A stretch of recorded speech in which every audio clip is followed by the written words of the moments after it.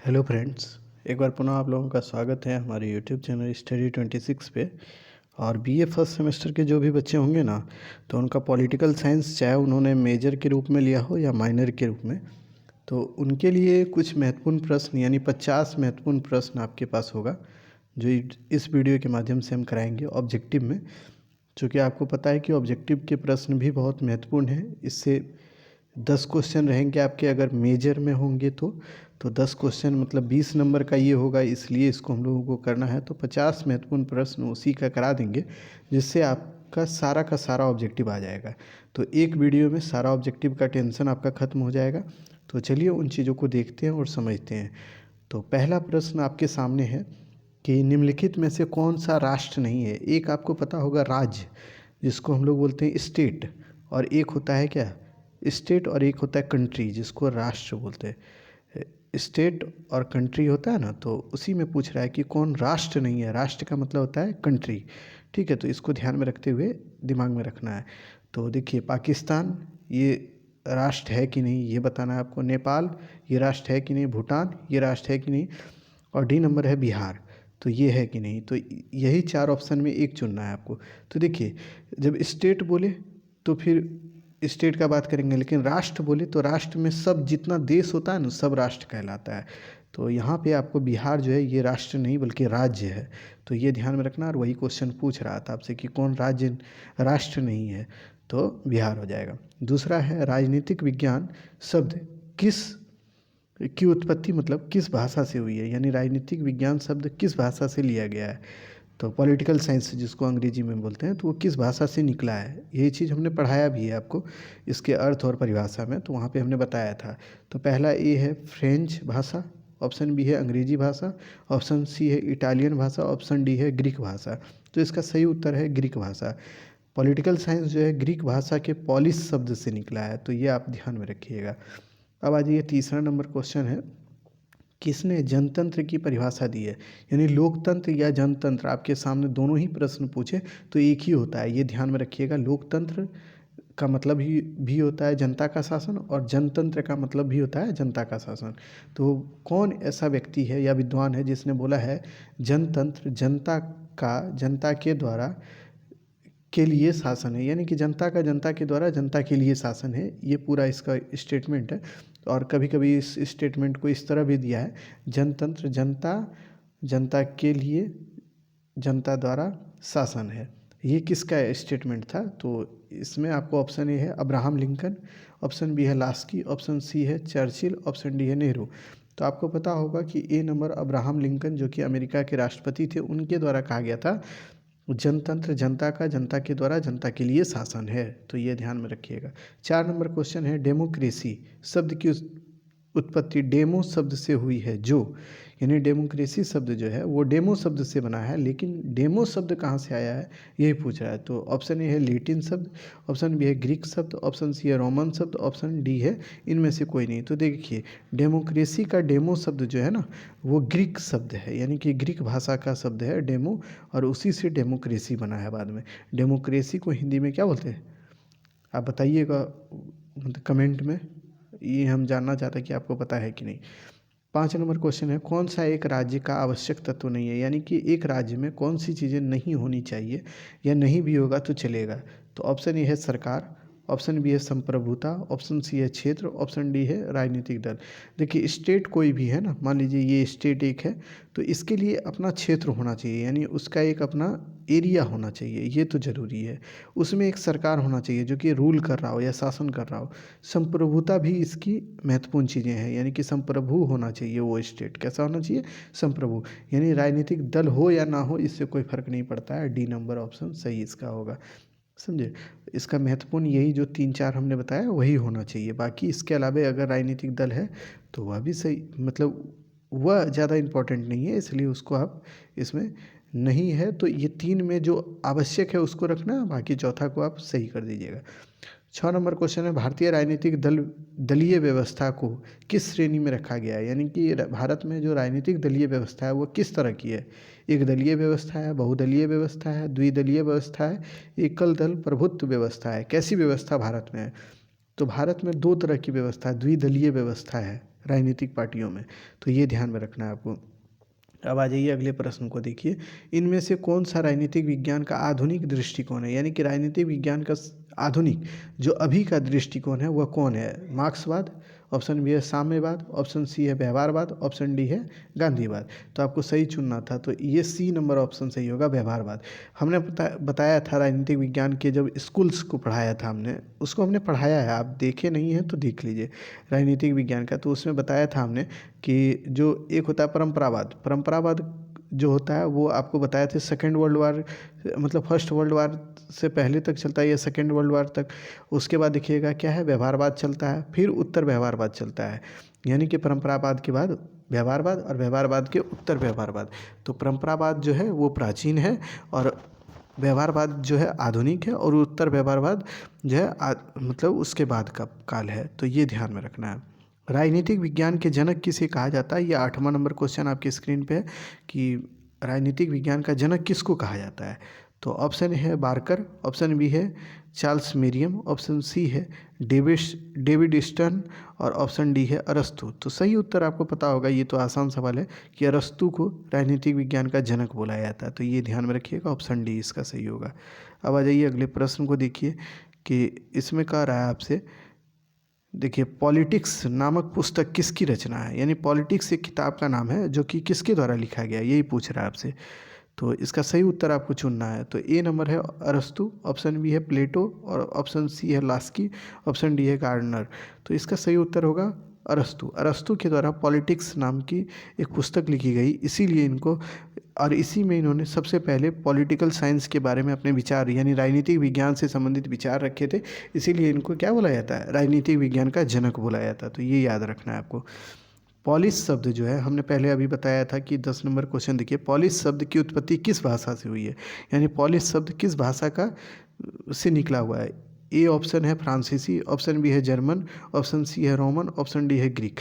तो हमने बताया था पॉलिश शब्द जो है ग्रीक भाषा का वर्ड है और जिसका मतलब अर्थ क्या होता है यह भी अभी हम बताएंगे, जो कि इससे रिलेटेड क्वेश्चन है इसलिए अभी हम नहीं बता रहे हैं, बट इसको जान लीजिए कि ये ग्रीक भाषा का शब्द है और इसी से बना है, पॉलिश से ही बना है क्या, पॉलिटिकल साइंस। पॉलिश इसी से बना है पॉलिटिकल साइंस बाद में चलकर, ठीक है। तो ये ध्यान में आपको रखना है। उसके बाद आ जाइए, लोकप्रिय संप्रभुता के प्रतिपादक कौन है, यानी लोकप्रिय जो संप्रभुता है उसका प्रतिपादक कौन है, यानी कि उसके जनक कौन है, यही पूछ रहा है आपसे। तो इसका सही उत्तर आपको चुनना है। तो ए नंबर है रूसो, ऑप्शन बी है आपके पास लॉक, ऑप्शन डी है सी है लास्की, ऑप्शन डी है बोंदा। तो सही उत्तर ए होगा, यानी कि रूसो लोकप्रिय संप्रभुता के जनक या प्रतिपादक के रूप में जाने जाते हैं। तो रूसो का जो विचार है ना, आपको पढ़ना है सेकंड सेमेस्टर में, बट इतना याद रखिएगा कि कौन से मतलब विचारक हैं जो कि इसके प्रतिपादक हैं, तो इसको रट लीजिए आप, इसमें कोई आपको दिमाग लगाने की आवश्यकता नहीं है। अब आ जाइए अगले प्रश्न को देख लेते हैं हम लोग। 12 नंबर क्वेश्चन कि डेमोक्रेसी शब्द किस भाषा से निकला है, ये तो हमने पहले भी बता दिया था, ये बी नंबर ग्रीक भाषा से, डेमोक्रेसी शब्द ग्रीक भाषा से निकला है, तो ये याद रखिएगा, बी नंबर ऑप्शन सही होगा। अब आ जाइए अगले क्वेश्चन में, लिवियाथन नामक पुस्तक किसकी रचना है? एक लिवियाथन एक पुस्तक है, वो किसकी रचना है? लॉक की है या हॉब्स की है, रूसो की है या बोंदा की? तो सही उत्तर होगा हॉब्स, हॉब्स की रचना है लिवियाथन, ठीक है। तो इसको रट लीजिए आप। उसके बाद आ जाइए 14 नंबर क्वेश्चन, राज्य परिवारों का बृहद रूप है, यह किसकी युक्ति है, यानी कि यह किसने कहा है कि राज्य जो है परिवारों का एक बृहद यानी एक विस्तृत रूप है, ये किसका कहना है, यह कथन है? ए नंबर ऑप्शन प्लेटो, ऑप्शन बी है सिसरो, ऑप्शन डी है सी है अरस्तु, ऑप्शन डी है मेंटल भी इसको बोलते हैं मेंटल। तो आपको सही उत्तर चुनना था, तो सही उत्तर इसका होगा अरस्तु।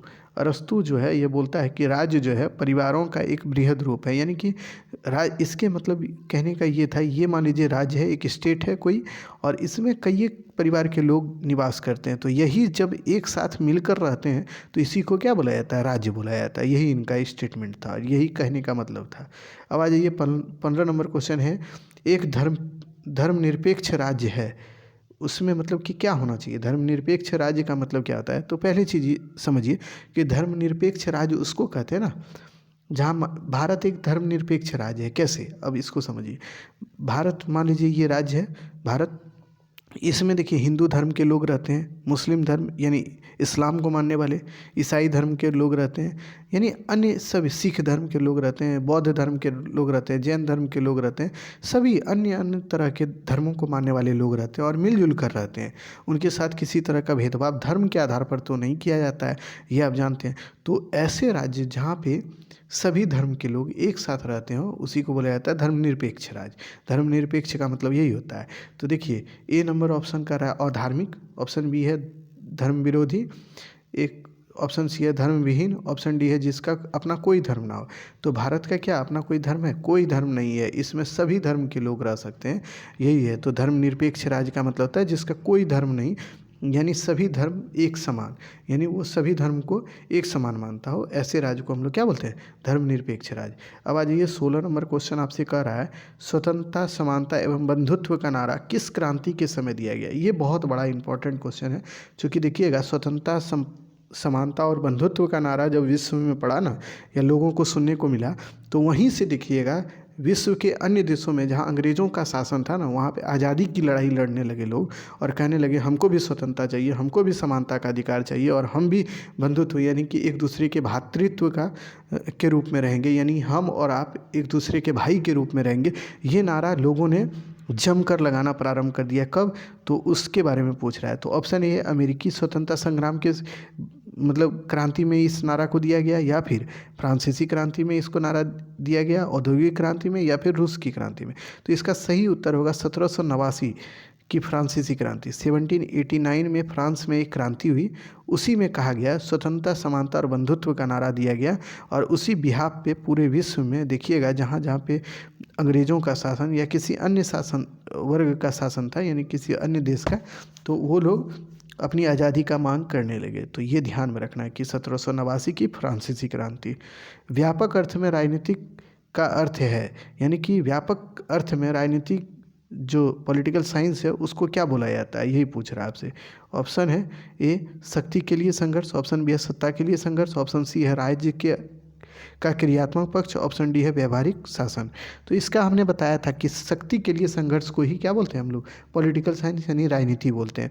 देखिए अगर आपने नहीं पढ़ा है, हमारे पॉलिटिकल साइंस के जो प्लेलिस्ट हैं उसको आपने नहीं देखा है, तो हम आपके डिस्क्रिप्शन में मतलब इसी जो वीडियो है इसी के डिस्क्रिप्शन में उसको डाल देंगे, आप वहाँ से ज़रूर पढ़ लीजिएगा, क्योंकि आपको बहुत मदद वहाँ से मिलेगा। वहीं से क्वेश्चन ज़्यादा हमने राइज किया हुआ है, यानी कि लिया है, तो ये ध्यान में रखिएगा आप। 18 नंबर क्वेश्चन कर रहा है राजनीतिक शास्त्र का अध्ययन का सही स्रोत क्या है? यानी राजनीतिक शास्त्र के अंतर्गत हम लोग किस चीज़ का अध्ययन सबसे मतलब सही रूप में करते हैं? तो पहला ऑप्शन कर रहा है धार्मिक जीवन का अध्ययन हम लोग करते हैं राजनीतिक शास्त्र में। ऑप्शन बी आपसे कह रहा है कि नागरिक जीवन का अध्ययन करते हैं। ऑप्शन सी बोल रहा है राजनीतिक जीवन का अध्ययन करते हैं। ऑप्शन डी सामाजिक जीवन का। तो देखिए हम लोग जब राजनीतिक शास्त्र को पढ़ते हैं तो उसमें राजनीतिक जीवन का अध्ययन करते हैं, तो ऑप्शन सी इसका सही होगा। तो इसको ध्यान में रखिएगा, इसमें धार्मिक जीवन का अध्ययन नहीं करते। धार्मिक का मतलब होता है ना कि किसी भी मतलब जो भी लोग जिस धर्म को मानते हैं उसका अध्ययन हम लोग करते हैं, इसमें क्या उसका नहीं, बल्कि हम लोग राजनीतिक जीवन का अध्ययन ज़्यादा करते हैं। ठीक है, तो अब चलिए 19 नंबर क्वेश्चन आपसे क्या बोला है? दो ध्रुवीयता का अर्थ है, यानी दो ध्रुवीयता का अर्थ क्या होता है इसी को समझना है।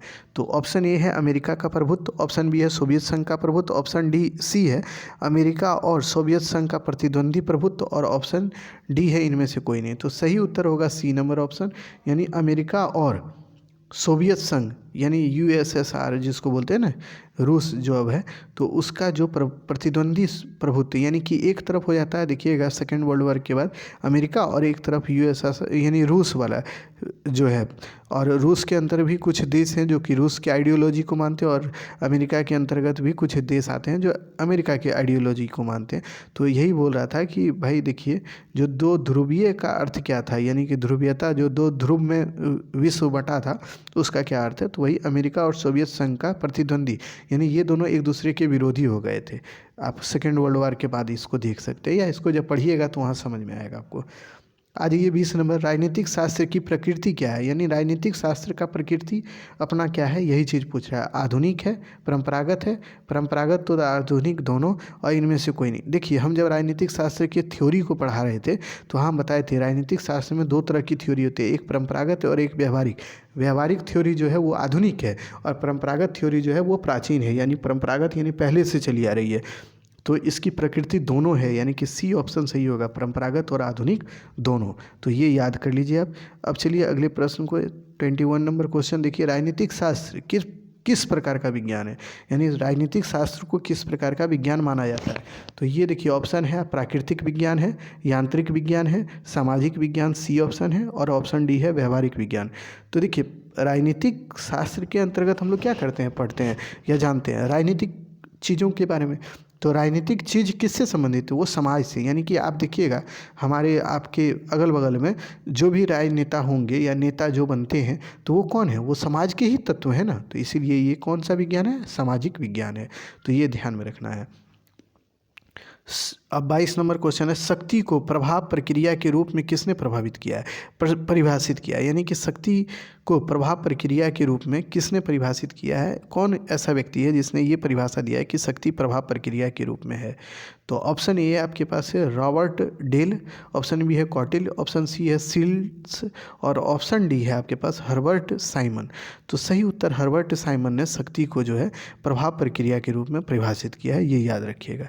23 नंबर का रहा है, सत्ता के स्रोत बीच के बारे में बीच महोदय ने कितना बताया, यानी सत्ता के स्रोत के बारे में बीच महोदय कितना स्रोत बताया है, यही चीज़ पूछ रहा है कि सत्ता का कितना स्रोत है, ये जो स्टेटमेंट दिए हैं बीच महोदय, और उन्होंने क्या को बताया है इसका, तो यही आपको बताना है। तो ये ऑप्शन ए है 2, ऑप्शन 3 है, बी है 3, ऑप्शन सी है 4, ऑप्शन डी है 5। तो सही उत्तर होगा 2, यानी बीच महोदय ने सत्ता के स्रोत के रूप में 2 बताए हैं। तो ये याद रखिएगा। अब आ जाइए 24 क्वेश्चन नंबर, किस विद्वान ने राजनीतिक विज्ञान को नीति विज्ञान की संज्ञा दी है, यानी कौन ऐसा विद्वान है जो बोल रहा है राजनीतिक विज्ञान को नीति विज्ञान, ये नीति मतलब होता है कानून नियम, ये सबसे संबंधित विज्ञान कौन बोला है।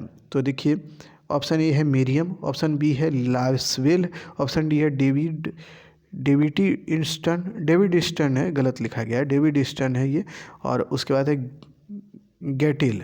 तो सही उत्तर इसका मेरियम है। तो हमने इसको पढ़ाया भी था जब आपको हम पढ़ाए थे पॉलिटिकल साइंस का ये डिफिनेशन यानी परिभाषा उसका, तो हमने बताया था राजनीतिक विज्ञान को मेरियम ने क्या बोला, नीति का विज्ञान बोला है। तो ये याद रखिएगा। 25 नंबर क्वेश्चन है, औचित्यपूर्ण के आधार पर मैक्स वेबर ने कितने प्रकार के सत्ता बताया है, यानी औचित्यपूर्ण यानी कि जिसको स्वीकार किया जा सके, उसके आधार पर मैक्स वेबर कितने सत्ता के बारे में चर्चा करते हैं। तो ऑप्शन ए है 3, ऑप्शन बी है 4, ऑप्शन सी है 5, ऑप्शन सी डी है 6। तो सही उत्तर इसका ए नंबर होगा, यानी 3।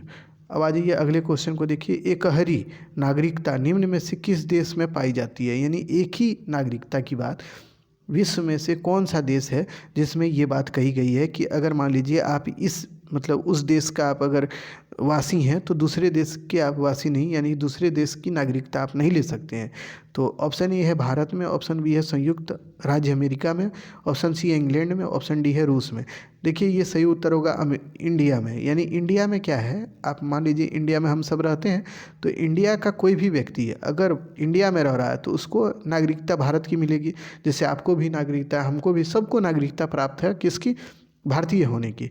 लेकिन अगर हम ही लोग यही इंडिया में रहने वाले लोग अगर किसी अन्य देश यानी मान लीजिए हम लोग अमेरिका की नागरिकता को प्राप्त कर लेते हैं अमेरिका की, तो हमारी जो भारत की नागरिकता है ना वह स्वतः खत्म हो जाएगी।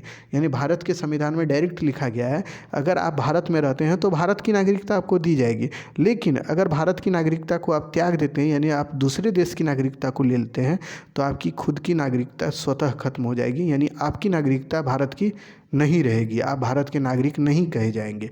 तो ये ध्यान में रखिएगा। कुछ ऐसे भी हीरो हैं, हीरोइन है जिसकी भारतीय नागरिकता नहीं है, अक्षय कुमार की भारतीय नागरिकता नहीं है, उनकी कनाडा की है। आप देखिएगा कुछ ऐसे ही हीरो हैं जिनकी भारतीय नागरिकता नहीं है, और कुछ ऐसे भी लोग हैं जो कि विदेश के हैं और उन्होंने भारतीय नागरिकता को स्वीकार किया है और अपने देश की नागरिकता को त्यागा है। तो जैसे कि एक सिंगर का नाम आप जानते हो अदनान सामी, जो कि पाकिस्तान के हैं लेकिन उनको भारतीय नागरिकता दी गई है और उन्होंने पाकिस्तान की नागरिकता को त्याग दिया है। तो ये ध्यान में रखिए। कुछ ऐसे लोगों को आप ज़रूर ध्यान में रखेंगे कि किनको भारतीय नागरिकता प्राप्त है और किन्होंने भारत में रहते हुए भी किसी अन्य देश की नागरिकता को प्राप्त किया है। तो ये 2-3 चीज़ें आपको ध्यान में रखनी है, ठीक है। अब आ जाइए अगले प्रश्न को देखिए हम लोग। 26 नंबर क्वेश्चन है, ये 27 नंबर, दोहरी नागरिकता का सर्वोत्कृष्ट उदाहरण है, यानी कि दोहरी नागरिकता किस देश में दी जाती है, यही आपसे पूछ रहा है सही तरह से। तो ऑप्शन ए है इंग्लैंड में, ऑप्शन बी है अमेरिका में, ऑप्शन सी है दोनों में, या इनमें से कोई नहीं। तो देखिए इंग्लैंड और अमेरिका ये दोनों ही जगह पर दोहरी नागरिकता का प्रचलन है, यानी कि आप अमेरिका का भी नागरिकता रख सकते हैं और दूसरे देश का भी आपको रखना है तो रख सकते हैं। यानी अमेरिका हो, इंग्लैंड हो, ये सब देश में 2 जगह का नागरिकता आप लेने के आपके अधिकार होते हैं। तो ये आप ध्यान में रखिएगा। 28 नंबर क्वेश्चन है कि अमेरिका में कितने दिनों के प्रवास के पश्चात अमेरिका की नागरिकता प्राप्त की जाती है, यानी कि आप कितने दिन अमेरिका में रहिएगा तब आपको अमेरिका की नागरिकता प्राप्त करने का अधिकार मिलेगा, यही चीज़ पूछ रहा है। तो इसमें ऑप्शन है 5 वर्ष, ऑप्शन बी है 4 वर्ष, ऑप्शन सी है 6 वर्ष, ऑप्शन डी है 3 वर्ष। तो देखिए ये सही होगा 5 वर्ष, यानी 5 वर्ष अगर लगातार आप अमेरिका में रहते हैं तब आप नागरिकता वहाँ की सिटीजनशिप के लिए आप अप्लाई कर सकते हैं, यानी वहाँ की नागरिकता प्राप्त करने के लिए अप्लाई कर सकते हैं और उसको अगर स्वीकृत कर दिया गया तो आप अमेरिका के नागरिक बन जाएंगे। तो ये होता है नियम वहाँ का, ठीक है। अब आ जाइए 30 नंबर क्वेश्चन है, किसने कहा कि जिन राज्यों में न्याय नहीं रह जाता वे डाकुओं के झुंड मात्र कहे जा सकते हैं, यानी कि कौन बोला था, किसका स्टेटमेंट है कि जहाँ पे न्याय नहीं है, यानी कि जहाँ पे सभी लोगों के साथ एक तरह का व्यवहार नहीं किया जाता है, तो वहाँ वो जो राज्य है वो डाकुओं के झुंड की तरह रह जाएगा। तो ये किसका स्टेटमेंट है, तो ऑप्शन ए है इसमें आपके पास आइंस्टीन, ऑप्शन बी है संत अगस्टिन, ऑप्शन सी है प्लेटो, ऑप्शन डी है अरस्तु। तो इसका सही उत्तर होगा संत अगस्टिन। संत अगस्टिन की पुस्तक था सिटी ऑफ गॉड, तो उसी में ईश्वर की नगरी जिसको हिंदी में बोलते हैं ना, उसी में ये बोलते हैं जहाँ जिस राज्य में लोगों को न्याय नहीं मिलता वहाँ पे वो डाकुओं के झुंड के समान रह जाते हैं। तो ये ध्यान में रखिएगा। अब आ जाइए 31 नंबर क्वेश्चन, न्याय मानव आत्मा की उचित अवस्था है, न्याय जो है मानव आत्मा की उचित अवस्था है और मानवीय स्वभाव के प्राकृतिक मांग है, यह किसने कहा था, यानी कि न्याय जो है मानव आत्मा की उचित अवस्था है और मानवीय स्वभाव की प्राकृतिक मांग है, ये किसका स्टेटमेंट है, यही पूछ रहा है आपसे। ऑप्शन ए है प्लेटो का, ऑप्शन बी है अरस्तु का, ऑप्शन सी है बार्कर का, ऑप्शन डी है मनु धर्मशास्त्र में। तो ऑप्शन ए जो है ना प्लेटो बोलते हैं कि न्याय जो है मानव आत्मा की उचित अवस्था है और मानवीय स्वभाव की प्राकृतिक मांग है, तो प्लेटो का स्टेटमेंट है। 32 नंबर क्वेश्चन है आपके पास, प्लेटो ने अपने न्याय सिद्धांत का प्रतिपादन किस रूप में किया है, यानी प्लेटो का जब हम लोग पढ़ेंगे ना इसके राजनीतिक विचार, अरस्तु, प्लेटो, सुकरात, ये सब जब पढ़िएगा ना, कौटिल्य है, ये आपके अगले सेमेस्टर में है, अभी नहीं है। जब हम इसको पढ़ाएंगे तो वहाँ पे बताएंगे कि प्लेटो का न्याय सिद्धांत का प्रतिपादन किस रूप में, यानी किस आधार पर किया गया है, तो वही चीज़ यहाँ पूछ रहा है। तो उसको बृहद रूप से वहीं पढ़ेंगे, लेकिन वो है नहीं अभी, लेकिन उसके सिद्धांत को जरूर पूछेगा आपके जब आप उत्तर लिखेंगे या फिर आपका जब प्रश्न बनेगा ऑब्जेक्टिव, तो वहाँ ज़रूर पूछेगा, इसलिए इसको हमने डाला है और ये आपके सिलेबस का पार्ट है, इसलिए आपको जानना भी पड़ेगा। प्लेटो, अरस्तु, सुकरात, ये सब नाम आपको जानने होंगे, संत अगस्टिन, तो ये सब का नाम आप ज़रूर जानते रहिए। तो और हम लोग धीरे धीरे बारीकी से इसको बताते भी जा रहे हैं, तो उसको ध्यान में रखना है आपको। ऑप्शन ए है कानूनी सिद्धांत के रूप में, ऑप्शन बी है नैतिक सिद्धांत के रूप में, ऑप्शन सी है दार्शनिक सिद्धांत के रूप में, ऑप्शन डी है नागरिक सिद्धांत के रूप में। यानी कि प्लेटो ने अपने न्याय सिद्धांत का प्रतिपादन किस रूप में किया है, तो ऑप्शन बी इसका सही होगा, न्याय नैतिक सिद्धांत के रूप में, ठीक है, ऑप्शन बी इसका सही है।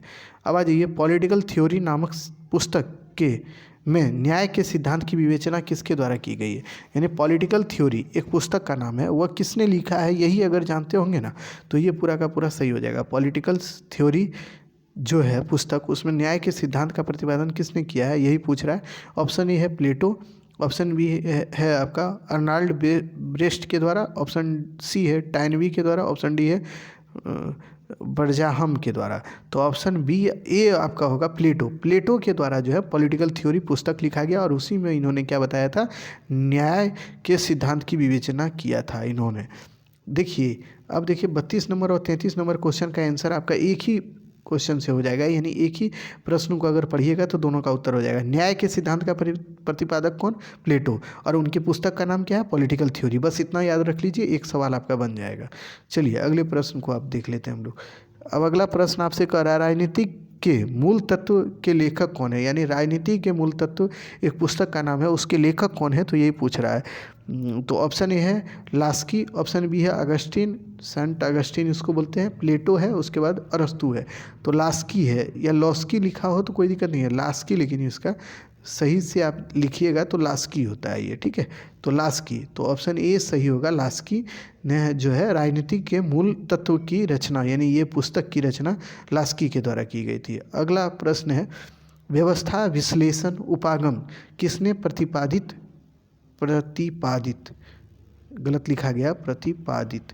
कुछ कुछ वर्ड जो होता है ये जो आप ऑनलाइन जब लिखेंगे ना तो वहाँ गलत हो जाता है कभी कभी, तो इसको थोड़ा सा आप इग्नोर कीजिएगा, हम जो बोल रहे हैं उसको सुनिएगा कि व्यवस्था विश्लेषण उपागम किसने प्रतिपादित किया। ऑप्शन ए है डेविड स्टर्न, ऑप्शन बी है ग्रेबियल अमांड, ऑप्शन सी है रॉबर्ट डॉल और ऑप्शन डी है कैटलीन। तो इसमें सही उत्तर आपको चुनना था, तो ऑप्शन सी है, और जो इसका सही उत्तर है ऑप्शन सी, रॉबर्ट डॉल के द्वारा क्या है, व्यवस्था विश्लेषण और उपागम, यानी व्यवस्था विश्लेषण उपागम का जो है ना प्रतिपादक कौन है, तो रॉबर्ट डॉल के द्वारा किया गया था। तो ये याद रखना है आपको। 36 नंबर क्वेश्चन है, संरचनात्मक कार्यात्मक उपागम किसने प्रतिपादित किया। तो संरचनात्मक कार्यात्मक या क्रियात्मक बोले उपागम किसने प्रतिपादित किया, तो इसका सही उत्तर आपको चुनना है। तो ए ऑप्शन है रॉबर्ट डॉल, ऑप्शन बी है लासवेल, ऑप्शन सी है ग्रेबियल अमांड, ऑप्शन डी है इनमें से कोई नहीं। तो इसका सही उत्तर होगा बी नंबर, लासवेल के द्वारा संरचनात्मक कार्यात्मक उपागम। देखिए जो जो उपागम आपको बता रहे हैं उसको रटना पड़ेगा आपको इसमें कोई हिचक नहीं रखना है कि आपको याद नहीं करना होगा, आपको याद करना होगा। और ये जो आप देख रहे हैं ना, ये जो 50 क्वेश्चन का जो ये श्रृंखला चल रहा है, ये तो आप पढ़ ही लीजिए। इसके अलावे भी एक वीडियो हमने बनाया है इसके ऑब्जेक्टिव पे, तो इसके अलावे जो क्वेश्चन आपका बचता है ना, तो उस वीडियो में आपको बता दिए हैं 25-30 क्वेश्चन उसमें है, तो वहाँ से कर लीजिएगा। तो 75 से 80 क्वेश्चन अगर आप याद कर लेते हैं ना, तो आप निश्चिंत रहिए, आपसे जो भी क्वेश्चन पूछा जाएगा ऑब्जेक्टिव का, 10 ऑब्जेक्टिव मेजर पेपर में और माइनर में भी जो आपसे क्वेश्चन पूछा जाएगा, आप सही करके आइएगा। इसीलिए आपको हम बता रहे हैं कि आप इतना पूरा कर लीजिए, ऑब्जेक्टिव आपका क्लियर हो जाएगा। सब्जेक्टिव हम करा ही रहे हैं, ऑब्जेक्टिव आपका करा दिए, तो आप कम से कम अपनी तरफ से एफर्ट लगा के वीडियो तो देखना है आपको, वीडियो देखिए, उसको रट लीजिए, उसके PDF को हम टेलीग्राम पे भेज ही देते हैं, वहाँ से आप ले लीजिए फ्री में और उसको पढ़ लीजिए। बस इतना तो करना है। अब वीडियो देख के उसको टिक कर लीजिएगा कि सही गलत क्या है नहीं है। अब इतना अगर नहीं कर पाइएगा तो आपकी समस्या है, हम तो कोशिश में लगे हुए हैं कि आपको बेहतर से बेहतर तरीके से आपके सामने हर चीज़ को प्रस्तुत कर दें या दे दें। आप अब इसके आगे का काम तो आप ही को करना होगा, कोई आपको करके नहीं दे पाएगा, क्योंकि सबों के पास उतना भी ये नहीं है ना कि आपको पकड़ के बताए कि भाई ऐसे कर लो ऐसे कर लो, थोड़ा तो आप खुद ही कर लीजिए। अब देखिए 37 नंबर क्वेश्चन है, किसने कहा संप्रभुता राज्य की सर्वोच्च इच्छा है, यानी संप्रभुता जो होती है वो राज्य की सर्वोच्च इच्छा होती है, ये किसका स्टेटमेंट है। ऑप्शन ए है आस्टन का, ऑप्शन बी है लास्की का, ऑप्शन सी है बिलोबी का, ऑप्शन डी है इनमें से कोई नहीं। तो आपको सही उत्तर चुनना था, आस्टन का था, इसका सही उत्तर यही है। हाँ, इसका सही उत्तर आस्टन होगा, तो इसको याद रखना है कि संप्रभुता जो है राज्य की सर्वोच्च इच्छा है, तो ये आस्टन का स्टेटमेंट है, तो ये याद रखना। अब 38 नंबर क्वेश्चन आ जाइए कि उदारवाद की मूल इकाई कौन सी है, यानी उदारवाद जो होता है उसका मूल इकाई क्या है, यही आपसे पूछ रहा है। तो ऑप्शन ए है आपके पास व्यक्ति, ऑप्शन बी है वर्ग, ऑप्शन सी है राज्य और ऑप्शन डी है इनमें से कोई नहीं। यानी उदारवाद का सबसे मूल इकाई जो होता है वो वर्ग होता है, तो ऑप्शन बी आपका सही उत्तर होगा, याद रखिएगा। अब आ जाइए 39 नंबर क्वेश्चन है, मॉडर्न पॉलिटिकल एनालिसिस, ये पुस्तक है मॉडर्न पॉलिटिकल एनालिसिस, ये किसकी रचना है। तो ऑप्शन ए आपके पास है रॉबर्ट डॉल का, ऑप्शन बी है नाजिक हन्नाह का, ऑप्शन सी है एरेंट का, ऑप्शन डी है लिपसेट का। तो ऑप्शन बी आपका जो है ना इसका सही उत्तर होगा, इसको याद कर लें। देखिए जो जो पुस्तक है उसको रट लीजिए आप, इसमें कोई आपको मर्जी नहीं करनी है कि हमको याद नहीं करना है तब भी हो जाएगा, वो कुछ नहीं होने वाला है। आपको याद करना होगा तो कर लीजिए, और नहीं करना है तो फिर आपकी इच्छा। चलिए आ जाइए अगले क्वेश्चन में। 40 नंबर क्वेश्चन है, सोशल कॉन्ट्रैक्ट किसकी पुस्तक है। ये जो सोशल कॉन्ट्रैक्ट है ये किसकी, सामाजिक मतलब इसको संविदा शायद कहते हैं हिंदी में कॉन्ट्रैक्ट को, हाँ संविदा। तो ये किसकी रचना है सोशल कॉन्ट्रैक्ट, तो ये याद रखना है कि ये किसकी रचना है। तो ए ऑप्शन है हॉब्स का, ऑप्शन बी है रूसो का, ऑप्शन सी है प्लेटो का, ऑप्शन डी है लॉक का। तो इसका सही उत्तर आपको याद रखना बी रूसो। ये बहुत इंपॉर्टेंट क्वेश्चन है, अब तक का सबसे इंपॉर्टेंट क्वेश्चन यही है कि सोशल कॉन्ट्रैक्ट के लेखक कौन है। तो ये सही उत्तर होगा रूसो का है, ठीक है, इसको याद कर लीजिए आप, एकदम VVI क्वेश्चन है ये। किसने कहा कानून संप्रभु आज्ञा गया है, मतलब आज्ञा माना गया है, यानी कानून को संप्रभु आज्ञा माना गया है, ये किसका स्टेटमेंट है। तो ऑप्शन ए आपके पास है कैटलीन का, ऑप्शन बी है ऑस्टिन का, ऑप्शन सी है हॉलैंड का, ऑप्शन डी है मैकाइवर का। तो ये तो आपको बताई थी ऑस्टिन का ही, आपका पहले भी बताए थे, वही चीज़ यहाँ पे भी है। कानून का संप्रभु जो है ना मानने वाला, ये ऑस्टिन ही था, तो इसको याद में रखना। 42 नंबर क्वेश्चन है, इनमें से कौन आधुनिक राजनीतिक विचारक नहीं है। यानी जब हम लोग बता रहे थे आपको मॉडर्न पॉलिटिकल थिंकर के बारे में, तो उसमें बताए थे कि कौन है, तो अगर वो कौन है आपको याद होगा तो फिर ये बन जाएगा, और नहीं याद होगा तो फिर नहीं बनेगा। तो उसमें आपको 3 है, उसको याद कर लीजिए। तो हम देखिए ऑप्शन बिना पढ़े आपको बताते हैं। लियो स्ट्रॉस ये हैं, रॉबर्ट डाल भी हैं, और ऑप्शन डी जो है डेविड स्टर्न भी हैं। कौन आधुनिक राजनीतिक विचारक, ये तीनों हैं। और कौन नहीं है, तो चार्ल्स मेरियम जो है ये नहीं है। तो ये याद रखिएगा। चलिए अगले प्रश्न को देखिए, कम्युनिस्ट मैनिफेस्टो नामक पुस्तक के लेखक कौन है। कम्युनिस्ट मैनिफेस्टो एक महत्वपूर्ण किताब थी, और ये जो लिखे थे, कौन लिखे थे, यही पूछ रहा है। एक है माओ, ऑप्शन बी है लेनिन, ऑप्शन सी है मार्क्स, ऑप्शन डी है कैटलीन। तो इसका सही उत्तर होगा कार्ल मार्क्स। कार्ल मार्क्स का आप जानते हो दास कैपिटल की रचना कार्ल मार्क्स के द्वारा की गई, और इनका जन्म जो हुआ था कार्ल मार्क्स का, वो हुआ था कब, तो 1818 ईस्वी में हुआ था इनका जन्म। और यही है मार्क्सवादी विचारधारा के प्रतिपादक कौन है, तो कार्ल मार्क्स है। इनका एक सबसे अच्छा दोस्त था, कौन जानते हैं, फ्रेडरिक एंगल्स। फ्रेडरिक एंगल्स के ही सहायता से ये अपना राजनीतिक विचार को लिखते थे। यानी जो भी ये अपना विचार देते थे ना, फ्रेडरिक एंगल्स को ही ये सुनाते थे, और वही इनके विचार को लिखता था। चूँकि इनका जो राइटिंग था ना वो बहुत अच्छा नहीं था। इनके फ्रेंड थे फ्रेडरिक एंगल्स, और इनकी पत्नी का नाम जेनी था। और इनकी 2 पुस्तक का याद रखिएगा, कम्युनिस्ट मैनिफेस्टो और दूसरा है दास कैपिटल। ये दोनों पुस्तक के लेखक कौन है, तो कार्ल मार्क्स हैं। तो इतना याद आपको रखना है, ठीक है। अब आ जाइए, अमांड के अनुसार निम्नलिखित में से कौन सा राजनीतिक व्यवस्था का आगत कार्य नहीं है। यानी अमांड एक आपको हम बताए कि अमांड जो है वो एक राइटर हैं, पॉलिटिकल थिंकर हैं एक तरह से। उनके अनुसार राजनीतिक व्यवस्था के आगत कौन नहीं है, यही आगत कार्य नहीं है, ये आपको चुनना है, वो बताए हैं। तो ऑप्शन ए है आपके पास राजनीतिक समाजीकरण, ऑप्शन बी है राजनीतिक भर्ती, ऑप्शन सी है न्यायिक निर्णय, ऑप्शन डी है हित स्वरूपीकरण। तो इसका सही उत्तर होगा सी नंबर, राजनीतिक न्याय निर्णय। ये जो है अमांड के राजनीतिक व्यवस्था का कार्य नहीं है, तो ये ध्यान में रखना है। अभिनववादी सिद्धांत के प्रतिपादक कौन है, सीधा आप इतना ही जानिए। अभिनववादी जो सिद्धांत है उसका प्रतिपादन कौन किया था, यही आपसे पूछ रहा है। ऑप्शन ए है मोस्का, ऑप्शन डी है पेरोटो, ऑप्शन सी है मिचेल्स, ऑप्शन डी है इनमें से सभी। तो इसका सही उत्तर है मोस्का, यानी ए नंबर ऑप्शन माफ कीजिएगा, सही उत्तर होगा 45 नंबर। अभिनववादी सिद्धांत के प्रतिपादक मोस्का है, ये रट लीजिए इसको। जो भी सिद्धांत है, जो भी उपागम है, उसके जो प्रतिपादक हैं उसको रटना पड़ेगा, रटिए, बुक को रटना पड़ेगा। ये 2 चीज़ तो आपको करना पड़ेगा, इसमें रट्टाफिकेशन ही होगा, इसमें कोई समझ वाली चीज़ आनी नहीं है इसमें। अब आ जाइए, इनमें से कौन संविदावादी विचारक हैं, यानी संविदावादी विचार को मानने वाले इसमें कौन है। ऑप्शन ए है लास्की, ऑप्शन बी है आपके पास मेकाइवर है, ये गलत लिखा गया है, मेकाइवर है, ऑप्शन सी है सीले, ऑप्शन डी है रूसो। तो आपको सही उत्तर चुनना है, संविदावादी विचार के प्रतिपादक कौन है। सोशल कॉन्ट्रैक्ट हम आपको बताए थे ना, तो सामाजिक संविदा उसका मतलब हिंदी में होता है, तो उसके लेखक कौन थे, रूसो थे। तो रूसो को ही संविदावादी विचारक भी बोला जाता है। तो ऑप्शन डी इसका सही उत्तर होगा, इसको याद रखिएगा।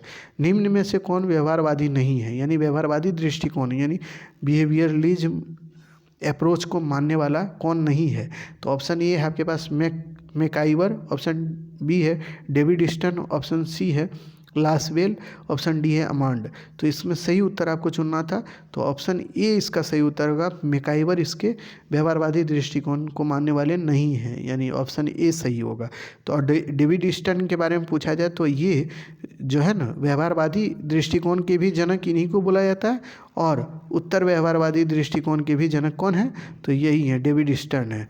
तो ये दोनों को याद रखिएगा, डेविड स्टर्न दोनों के जनक, उत्तर व्यवहारवादी और व्यवहारवादी पूछे और उत्तर व्यवहारवादी पूछे, इसके जनक कौन है? तो दोनों में डेविड स्टर्न को करके आइएगा। 48 नंबर क्वेश्चन है, निम्न में से कौन राजनीतिक का आधार नहीं है, यानी राजनीति का आधार महत्वपूर्ण कौन नहीं है, यही पूछ रहा है। तो ऑप्शन ए है राजनीतिक दल का निर्माण, ऑप्शन बी है मताधिकार, ऑप्शन सी है चुनाव लड़ने का अधिकार, ऑप्शन डी है जीने का अधिकार। ये आप जब पॉलिटिकल साइंस जो इंडियन पढ़िएगा तो उसमें आपको पढ़ना है कि कौन हमारा अधिकार है कौन नहीं है। तो ये देखिए, राजनीतिक से संबंधित अधिकार नहीं है, ये अब यहाँ पे समझना था आपको।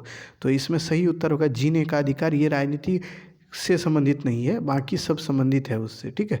राजनीति मतलब क्या होता है? जो पॉलिटिक्स आप देखते हैं ना, दल जो बनता है वो लोग क्या क्या काम करता है, चुनाव लड़ता है, राजनीतिक दल का निर्माण करता है, मताधिकार मतलब चुनाव देने का अधिकार उसको होता है। तो ये सब अधिकार राजनीति से है।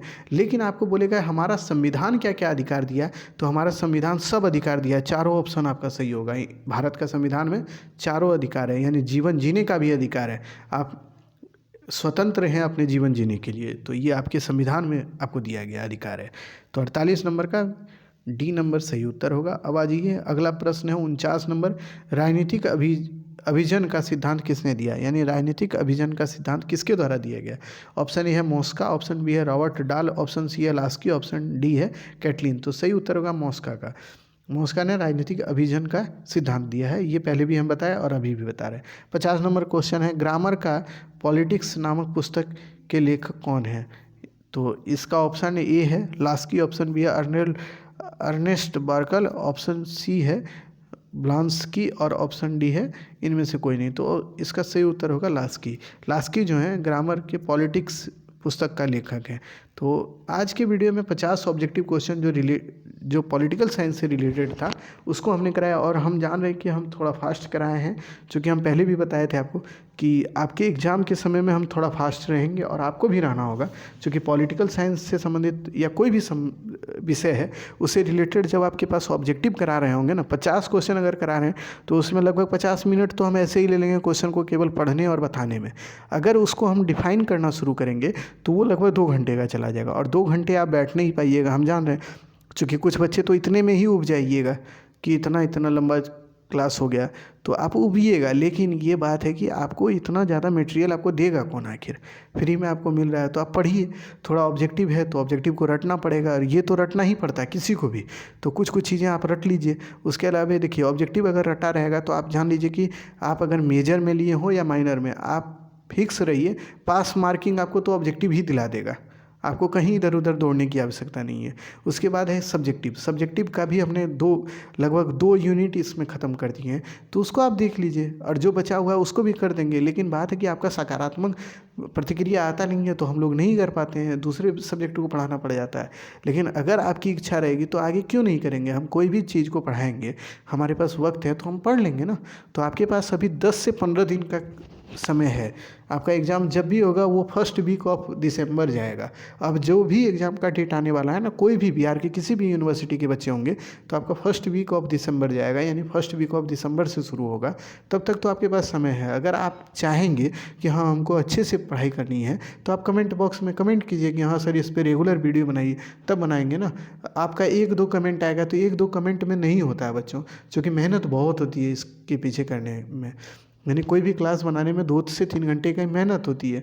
और अगर हम करें और आप उससे हमको भी कोई लाभ ना हो, यानी आपकी अच्छी प्रतिक्रिया ना हो, लाभ यही ना कि आपका अच्छा प्रतिक्रिया अगर हमको मिले कि हाँ सर कीजिए, तो हम लोग कर पाएंगे ना। अन्यथा हम भी तो वही है कि हम लोग भी थक जाते हैं कि भाई कोई प्रतिक्रिया अच्छी आती नहीं है, तो हम लोग क्या करेंगे। तो आप अपनी प्रतिक्रिया ज़रूर दें, तभी हम लोग इसमें आगे करेंगे। और रहा बात की अदर सब्जेक्ट का, तो अदर सब्जेक्ट का क्लास हो ही रहा है। जैसे स्वच्छ भारत का भी हमने ऑब्जेक्टिव पूरा करा दिया है, MIL हिंदी का पूरा करा दिया है, हिस्ट्री का पूरा करा दिया है, सब्जेक्टिव ऑब्जेक्टिव सबका कराते जा रहे हैं। तो आप उस चीज़ को भी देखते रहिए। जो अगर आप नए हैं तो हमारे चैनल से जुड़ जाइए, क्योंकि 4 साल तक अगर आपको कोई सपोर्ट करने वाला है तो यही चैनल आपको निस्वार्थ भाव से करेगा। इसमें कोई पैसा आपसे नहीं लिया जाएगा किसी भी चीज़ के लिए। तो आप निस्वार्थ भाव से अगर आपको सारी चीज़ें फ्री चाहिए तो आप हमारे चैनल से जुड़ जाइए, और हम कोशिश में हैं कि आपको अच्छे से अच्छे कंटेंट के साथ आपको सारी चीज़ें फ्री में प्रोवाइड करा दें। तो चलिए आज के वीडियो में इतना ही, फिर मिलेंगे अगले वीडियो में, तब तक के लिए धन्यवाद।